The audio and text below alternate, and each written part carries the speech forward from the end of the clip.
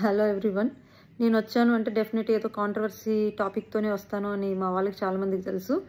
So yes, ఈరోజు కూడా ఒక చిన్న టాపిక్ మాట్లాడటానికి వచ్చాను. బట్ అది కాంట్రవర్సీయా, మంచి మెసేజా, లేదంటే అవేర్నెస్సా అన్నది మీరే డిసైడ్ చేసుకోండి. టాపిక్ ఏంటి అంటే వినాయకుడి పండగ, దాని నిమజ్జనం. ఓకే, ఈ టాపిక్ మీద మాట్లాడడానికి వచ్చాం. వినాయకుడి పండగ అంటే దేశమంతా సెలబ్రేట్ చేసుకునే పండగ.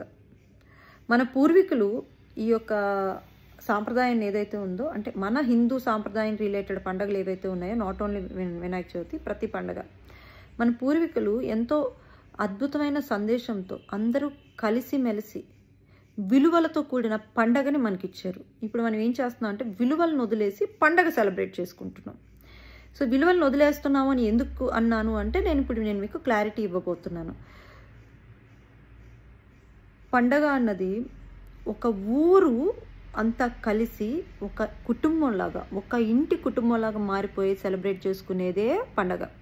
కానీ ఇప్పుడు మనం ఏం చేస్తున్నాం, ఈ పండగ పేరు చెప్పుకొని మా పార్టీ వినాయకుడు, మీ పార్టీ వినాయకుడు, మా పార్టీ వినాయకుడు అంత గొప్ప, మీ పార్టీ వినాయకుడు ఎంత గొప్ప అని చెప్పి దేవుడిని పంచేసుకున్నాం. అంటే కలిసి చేసుకోవాల్సిన పండగ ఏదైతే ఉందో సెపరేట్ చేసేసుకున్నాం.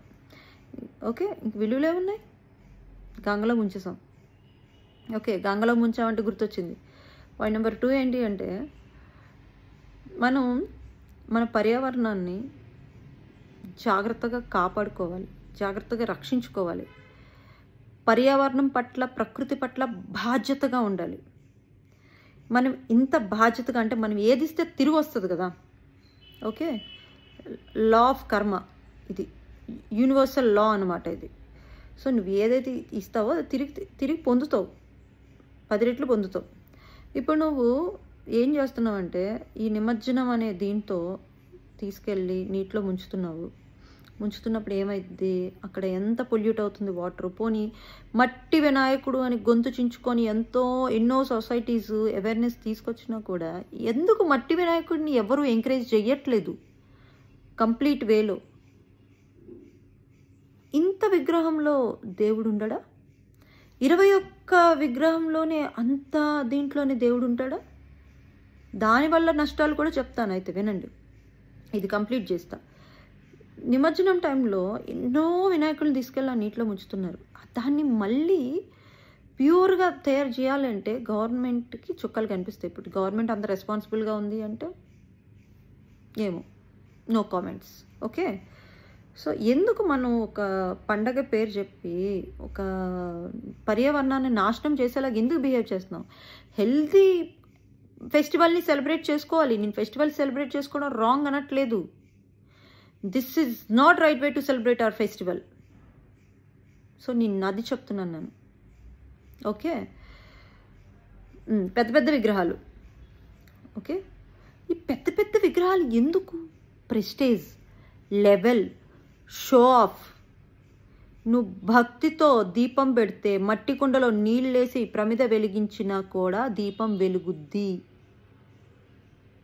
అది నీ యొక్క అంకిత భావం వల్ల ఏర్పడే ఒక మ్యాజిక్ అవుతుంది అక్కడ. నువ్వు నెయ్యేసే దీపం పెడితే దేవుడు అనుగ్రహిస్తాడు అనుకుంటే ఆయన దేవుడు ఎందుకు అవుతాడు? నీకు బుర్ర లేకుండా నువ్వు థింక్ చేస్తున్నావు.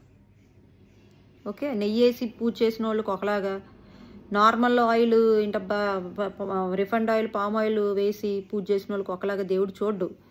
నువ్వు దేంతో దీపం పెట్టావనేది, నువ్వు ఏమి ఇచ్చావన్నది భగవంతుడు చూడ్డు. నువ్వు ఎంత ధర్మంగా ఉన్నావు, ఎంత న్యాయంగా ఉన్నావు, ఎంత ధర్మానికి సంబంధించిన ఆలోచనలు చేస్తున్నావు, అలా ఎలా జీవిస్తున్నావు, ధర్మంకి సంబంధించినగా నువ్వు ఎలా జీవిస్తున్నావు అన్నది భగవంతుడు చూస్తాడు. అండ్ నీ యొక్క అంకిత భావం చూస్తాడు.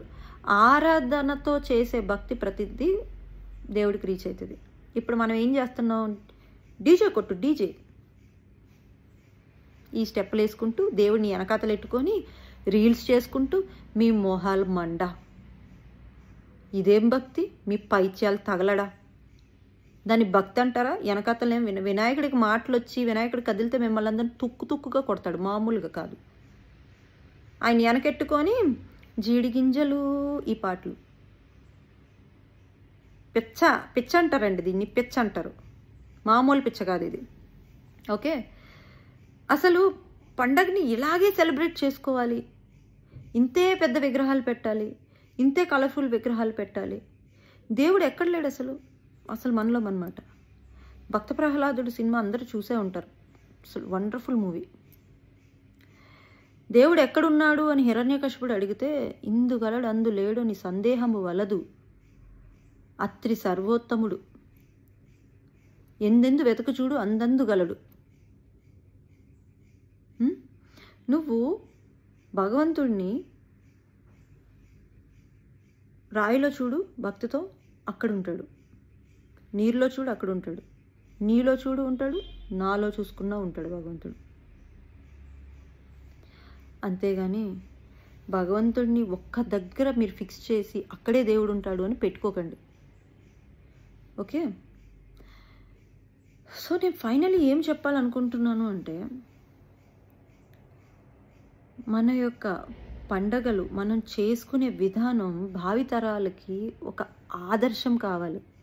అంతేగాని వాళ్ళ పట్ల శాపం అవ్వకూడదు. ఈరోజు మనం ఇలా పండగలు చేసి మన పర్యావరణాన్ని, మన వాతావరణాన్ని నాశనం చేసుకుంటే రేపన్న రోజు మన పిల్లలకి, వాళ్ళ పిల్లలకి శాపాలుగా మారుతాయి అవి. ఒక వరాన్ని ఇద్దాం మన నెక్స్ట్ జనరేషన్కి. ఒక అద్భుతమైన ప్రపంచాన్ని ఇద్దాం. అద్భుతమైన విలువలతో కూడిన పండగల్ని ఇద్దాం. జీవన విధానం ఇద్దాం. ఇది కాదు. మీరందరూ అనుకుంటున్నారా, is it right way to celebrate our festival? నేనైతే నో అంటాను నేను. ఓకే. సో దయచేసి మట్టి విగ్రహాలని ప్రోత్సహించండి. పెద్ద పెద్ద విగ్రహాలు వద్దు. పెద్ద పెద్ద విగ్రహాల వల్ల కూడా చాలా నష్టాలు. ఎంతోమంది కరెంట్ షాకులు కొట్టి చచ్చిపోతున్నారు. సో అన్ని ఏ విధంగా చూసుకున్నా కూడా అది మనకి హాని జరుగుతుంది. ఇంత విగ్రహంలో నువ్వు భక్తితో పెట్టినా కూడా, ఇంత విగ్రహంలో కూడా భగవంతుడు ఉంటాడండి. భక్తి ఇంపార్టెంట్, నువ్వు పెట్టే సైజ్ ఇంపార్టెంట్ కాదు. అంత పెద్ద విగ్రహాలు చేయటం ఎందుకు? మళ్ళీ ఆ పాపాన్ని ఆయన నెత్తి మీద ఎక్కి తొక్కి ఆ పాపాన్ని మూట కట్టుకోవడం ఎందుకు? దయచేసి అర్థం చేసుకోండి నా బాధని. ఈ మెసేజ్ చూసినాక ఎంతో కొంతమంది మారుతారు అని నేను మనస్ఫూర్తిగా ఆశిస్తూ, తప్పులేమైనా మాట్లాడితే క్షమించండి. అది ఓకే అండి. Thank you. పేషెన్సీగా చివరి వరకు విన్న వాళ్ళందరికీ కూడా థ్యాంక్ యూ. మధ్యలో ఆపేసిన వాళ్ళకి వాళ్ళ కర్మ, థ్యాంక్స్ లేదు వాళ్ళకి. లాస్ట్ వరకు విన్న వాళ్ళందరికీ అయితే థ్యాంక్ యూ సో మచ్.